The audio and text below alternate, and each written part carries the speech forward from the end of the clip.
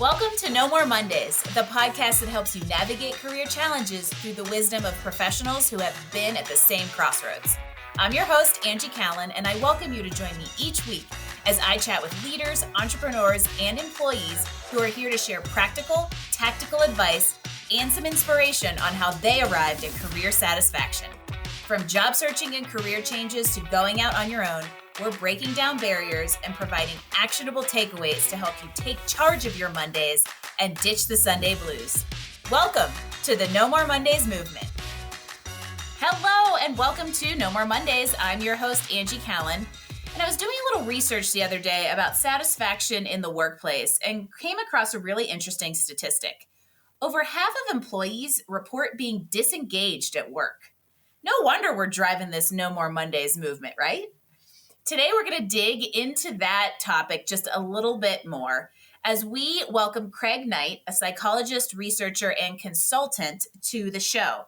He's been working in this subject of workplace satisfaction and the psychology of office spaces for years, and I think he's going to have a little bit of wisdom for us on how we can improve organizational well-being and productivity, because he was doing this way before No More Mondays came along. Here to teach us a thing or two about improving performance in the workplace, let's welcome Craig Knight. Craig, welcome to No More Mondays. Hello, Angie. Thank you very much for the invitation. It's a pleasure to be here.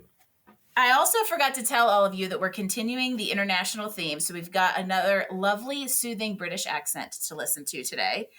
I feel like, Craig, you would be an excellent narrator of audiobooks.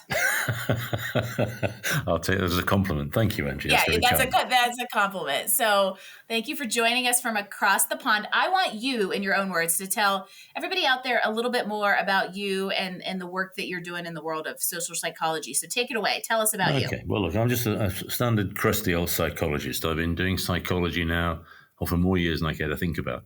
But I think for our conversation today, what I've been doing for the past 20 years is investigating the effect of management, leadership, and design on how people live and work in terms of well-being, engagement, and performance. I think that's the drive of today's conversation. Absolutely.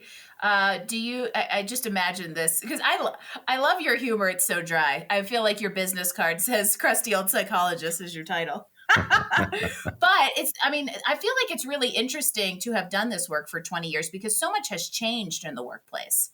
And I'm curious, and we're going to talk a lot about like trends and themes and things you think are coming, but I'm curious of, in the big picture of your career over the last 20 years, what have you seen as the workplace has evolved?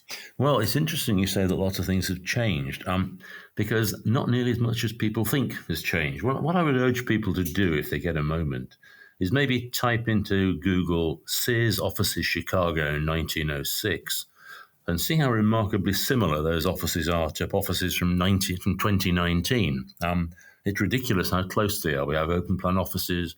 We have people working, monitored by people walking around them. We have management walking about. We have people working to systems that still are extant or were extant in 2019. And we at last, I think, have a chance to get away from systems that have been reinvented for over 100 years, in fact, over 200 years in some cases, and do something really new, exciting, and worthwhile for people, thanks to the pandemic. This is really a very timely conversation because at the time and place that we're recording this, I have just returned from a conference, the first real live human conference I've gone to in like 3 years. I forgot how extroverted I was and how much my soul needed to go work a room. But it was the Professional Association of Resume Writers and Career Coaches conference. And we had a hiring manager panel come in and chat with us. And it was really interesting to hear what they're doing and where they're at with this whole kind of shift in the work environment. And it's funny. I'm interested to hear your take on this because I think there's some irony there in the fact that we made the shift. We made the shift overnight and managed it for 2 years. And now all the corporations are trying to figure out how to have a nice work environment. And I'm sitting here going, we just did it for 2 years and people managed. So I'm curious to hear your take on that and how all of this might be shaking reality a little bit and we might be moving into a new phase. Well, yes, I think that's a really interesting supposition. The research that we've done shows, I guess, two different levels, at least two different levels. And first level to make things better is just to make a space psychologically engaging. People talk about putting artworks about. There's a big thing that you may have heard of in the workplace at the moment. I think it's being led from the States, which is biophilia, imitating nature in design. That's seen as a really big deal. And well, yes, it is. But then the most biophilic space you'll ever come across is a zoo. And nobody thinks that putting animals in a zoo is a really great thing to do. But it's certainly better than putting animals or human beings in a really stark, lean, minimalist space. So making a space more engaging and more exciting is certainly one thing to make a space better when people work. But the best thing that anybody can do is let people develop their own space. And that's why some people are really attracted to the idea of working from home as much as possible, because, of course, home is their own space. And this new model, which is being called at the moment hybrid working, where people sometimes work at the office, sometimes work at home, even sometimes work in their coffee shop, is starting to excite an awful lot of folk. And it's something that we're investigating a little bit more. And we've been following people through the pandemic to see what works, what doesn't, and what are the best things that people can do and managers can do to make lives better.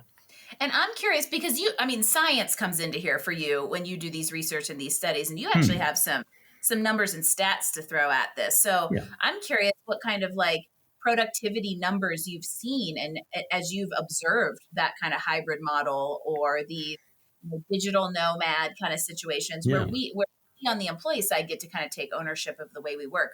What kind of outcomes and changes have you seen from that, statistically speaking?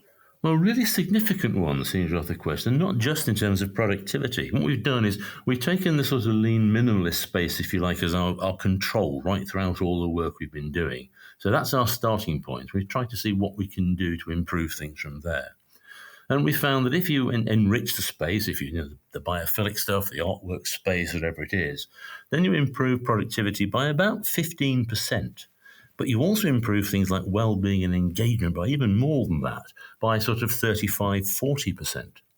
When you stretch that and you then let people develop their own space, they let them work where they're happiest, then productivity goes up even further by up to 32% compared to the stark lean conditions, and well-being and engagement can go up by 50%.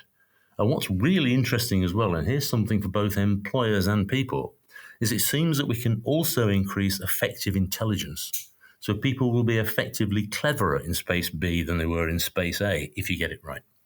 Oh, so essentially when we shake up our environment, that's where innovation and creativity come from. So your next great idea could come because you let your employee work from home with a plant next to them. It could be. And right? You raise a brilliant point there. People talk about you must have a plant next to you, you must have a picture next to you. No, not at all. That really isn't necessary. What is necessary is that you have a space that recognizes what you are. So you, Angie, should have a space that you can turn around and say, this is a little bit of Angie. Or I could have a space, a little bit of Craig. And what that is, it could be artwork. It could be souvenirs from your holiday. It could be nothing at all. Maybe you like a really minimalist space. In that case, that's absolutely fine. Nobody should force a plant onto anybody. It's just that generally an enriched space works a lot better than a stark one. However, there is a return on investment for those plants in the office and the people that you pay to water them, folks. I'm literally sitting here staring at this aloe plant that I'm pretty sure I've forgotten to water for the last 2 weeks because I do not have a green thumb. But this is really fascinating because I think what we need to think about, especially for managers, business owners, and leaders out there who might be listening, is all of those statistics that Craig threw out, they turn into money. If your employees are 32% more productive, that has an effect on your bottom line. It absolutely does. Of course it does. Yes. And you can, but when we set out to do this, when we started this research, well, back in 2003, when we started it now, we knew that it's no good being soft, woolly psychologists and saying you mustn't do that, it's naughty, because people wouldn't really listen. What we wanted to do was attach what management does, what leadership does, and bottom line impact. So we wanted, if you like, to develop management levers that management can pull and affect that directly affect things like well-being and health and engagement and performance. All of those things are really important. And we can now track those causally back to what managers and leaders need to do. So you actually segued me perfectly into one of the things I wanted to ask you, and that is, how did you get into this work? I'm really curious. The interest and inspiration had to come from somewhere. So what drew you into social psychology and specifically in the workplace? Yeah, well, before Noah was born, I used to work in office design and office management a long, long, long time ago. And I was very, very curious about how people at different levels would do different things. Particularly, I was curious that when small companies start off, let's say that you've got 4 people in an office, those 4 people will decide where they want to sit, what color the carpets want to be, what sort of work processes, what hours they should follow. But then as the company grows and the company gets to about 20 people, then you tend to find that somebody suddenly knows better than everybody else. And that's when things get psychologically interesting and often a little bit disastrous for the organizations concerned. And at that sort of till point, the psychologists in me started getting very interested. And I wanted to know why people do that, why suddenly somebody takes charge and then other people become fairly submissive to that and things start to go a little bit wrong. So it's purely an amoral psychological interest that kicked this off. But that's what I've been doing for quite a while now.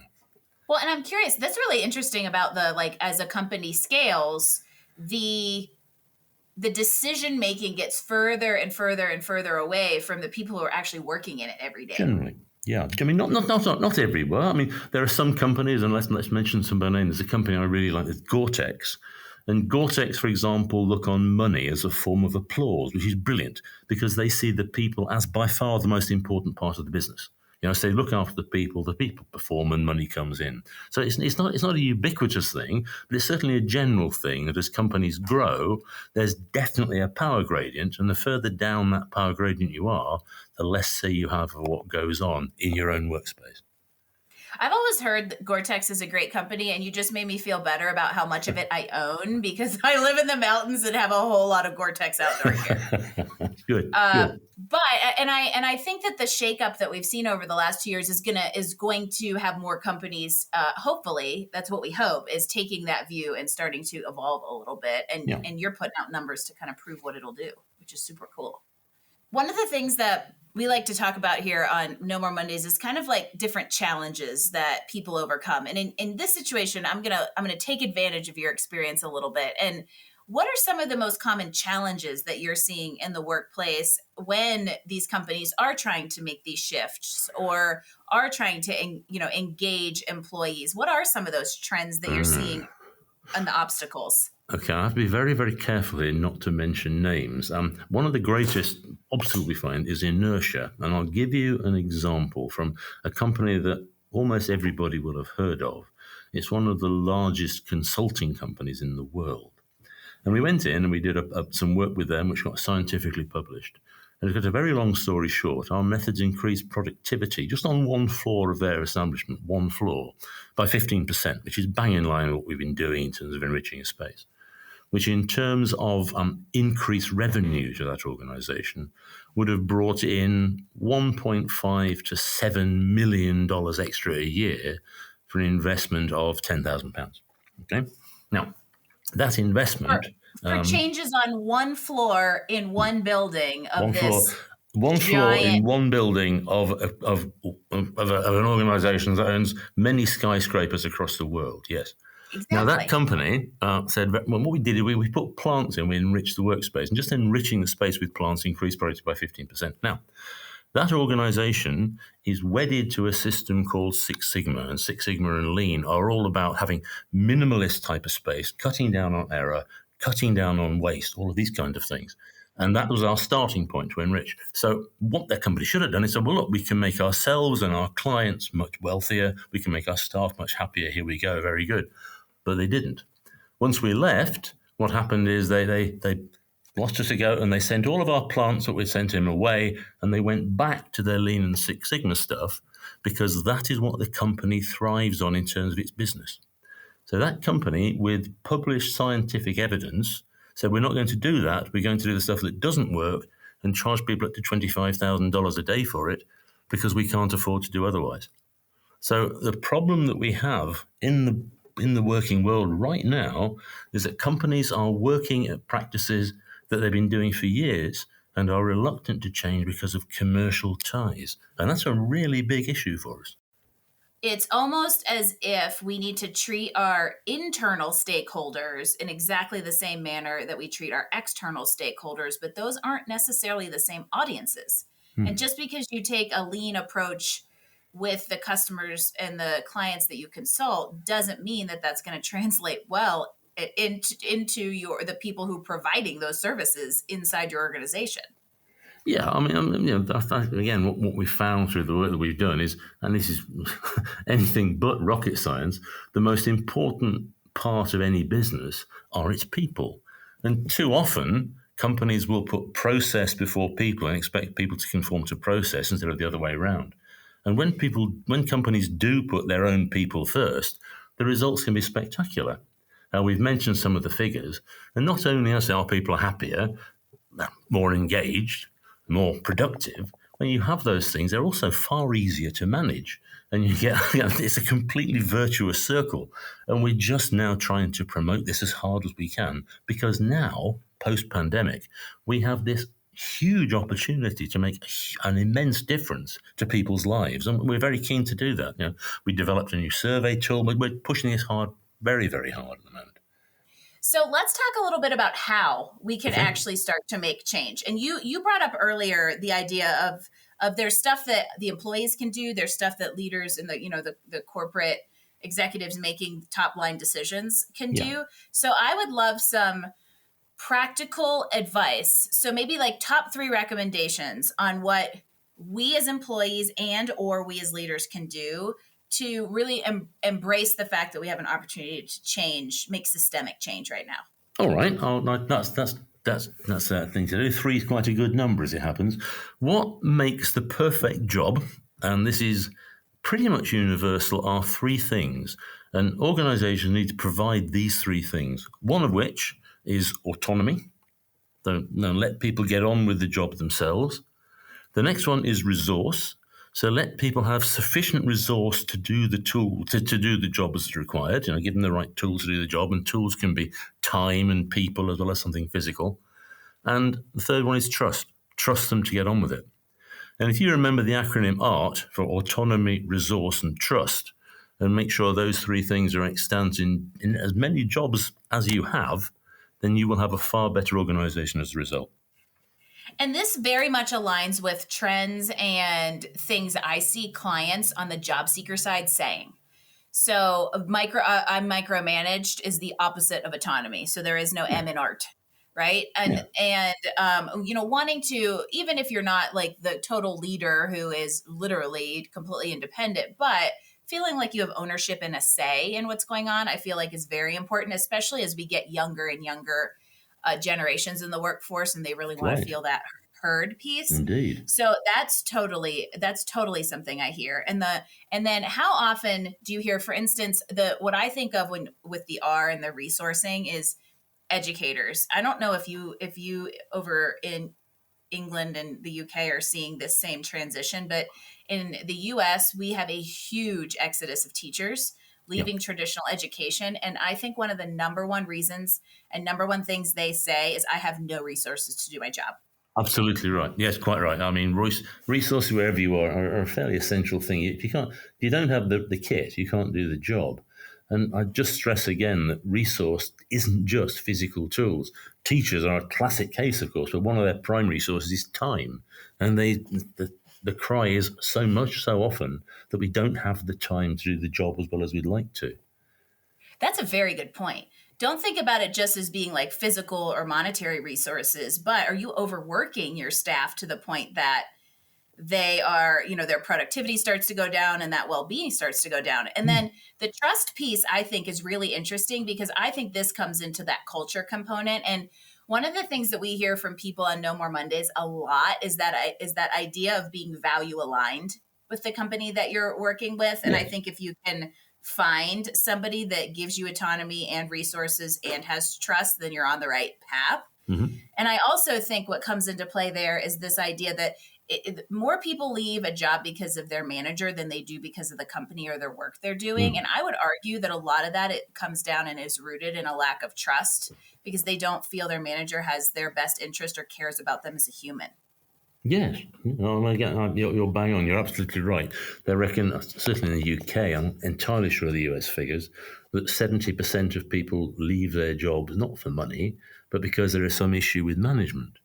And one of the Absolutely. best examples of trust or a lack of trust that I know is what happens right at sort of the bottom, if you like, of the average hierarchy. If you think of maybe the time you phoned up to change your television subscription or talk to a bank or maybe to get some insurance sorted out and heard the words, "This call may be monitored for training purposes," why on earth do we do that? What is the point? When was the last time you phoned a lawyer, an accountant, a bank manager, or people that make really expensive mistakes and heard that this call may be monitored for training purposes? It is the absolute apotheosis of a lack of trust, the fact that somebody gets their call monitored when they don't know what's going on. It's based on, if everyone wants to look it up, a prison by a philosopher called Jeremy Bentham called the Panopticon. And in the Panopticon, prisoners were never aware of whether they were being monitored or not.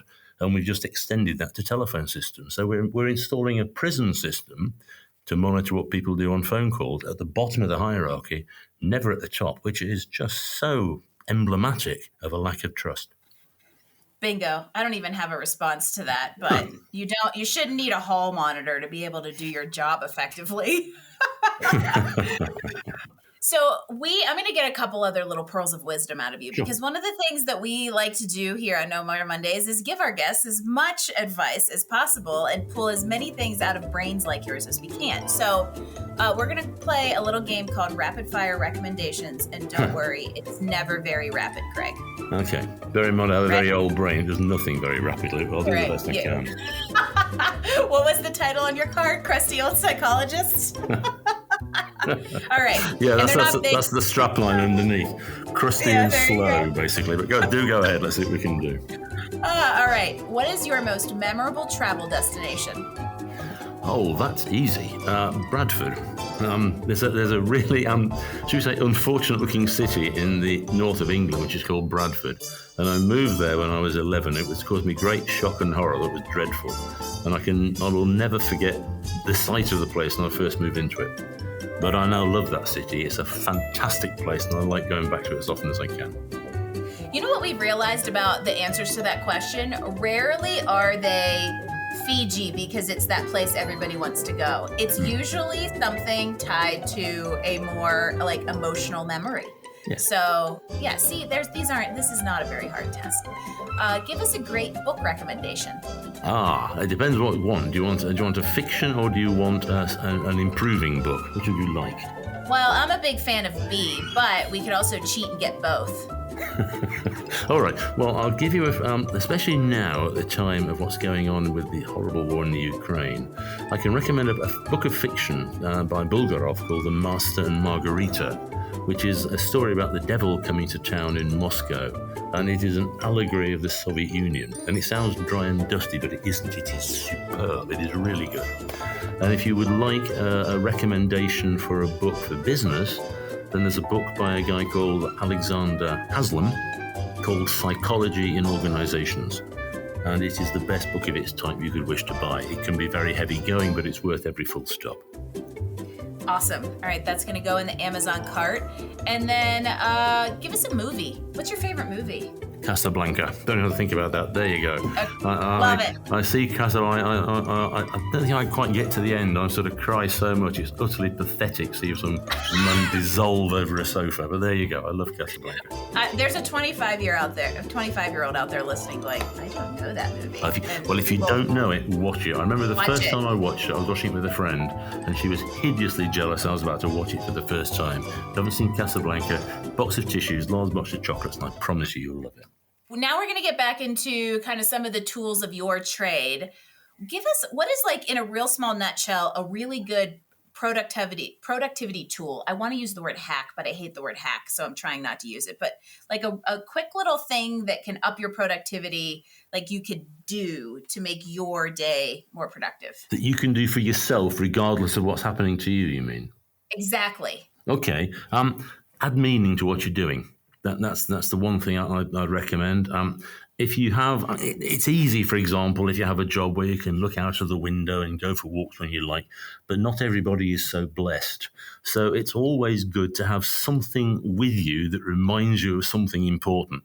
So that even if you're getting abuse from a manager, you can take out a photograph, I don't know, of your daughter or your partner or your pet or the foreign holiday you want to have. Just something tangible you can look at to remind you what's going on. It can act as both something to soothe you and something to inspire you. I love it. And if you can tie that to the why of what you're doing, now it's even stronger. And the bad days are a lot easier to get through. Indeed. See, rapid fire recommendations. It's not too hard, but we do have one more. Mm-hmm. And that is, this is a show about Mondays. So what's the first word that comes to mind when I say Monday? I'm dreadful with earworms. I'll probably think of a song. So it'll be something like the Boomtown Rats and I Don't Like Mondays, or Step On by the Happy Mondays, or I don't know, what's the Mamas and the Papas, Monday. So it'll be an earworm that comes to mind. I think of Monday. I quite like Mondays. I tend to sort of plod all through the week. So Monday is just another day, and sometimes it can be great. It can be great, that's for sure. It's all in how you look at it. Craig, I love this. I could chat with you all day long, and let me know when you narrate your first audiobook, because I'll tune in. And I'm going to ask one more question and get yet one more little nugget out of you before we kind of go. But as we wrap things up, I would like to know how can people find you and tune into the work you're doing? So if they want to pull these stats and stuff that you're putting out, how do they find them? The best way, the probably easiest way, is on LinkedIn. So that's the finest way. You find me on LinkedIn, just Craig Knight. I have a website, identityrealization.com. That's realization with a Z, identityrealization.com. Or if you want to follow me on Twitter, that's at the British Psych, PSYCH, at the British Psych. Any of those will work.